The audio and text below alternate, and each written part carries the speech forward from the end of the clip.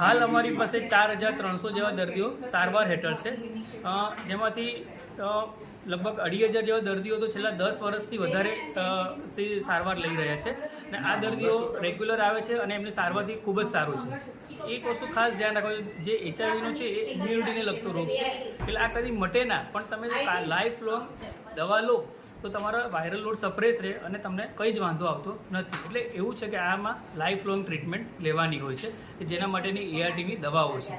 દર વર્ષે હમણાં છેલ્લા 1-2 વર્ષથી છેલ્લા દર મહિને 30 જેટલા દર્દીઓ નવા નોંધાઈ રહ્યા છે, જે પહેલાં 50 થી 60 જેવા હતા. એટલે અત્યારે ધીરે ધીરે આ સંખ્યા સરકારના પ્રયાસોથી ઓછી થઈ રહી છે. દરેક દર્દીનું જો તપાસ કરાવવી હોય તો વોલેન્ટરી કરાવવા માંગતો તો વિના મૂલ્યે કોઈપણ જાતના ખર્ચ વગર ફ્રીમાં કરવામાં આવે છે. અને જો આ દર્દી પોઝિટિવ આવે તો પછી એનો OPD નંબર 26માં જે ART સેન્ટર કહેવાય છે તેમાં દર્દીને કોઈપણ જાતના ખર્ચ વગર બધી જ તપાસ અને એના જે ARTનો જે વાયરલ લોડ, બીજા બધા રિપોર્ટ અને દવા બધું જ ફ્રીમાં એકદમ વિના મૂલ્યે આપવામાં આવે છે.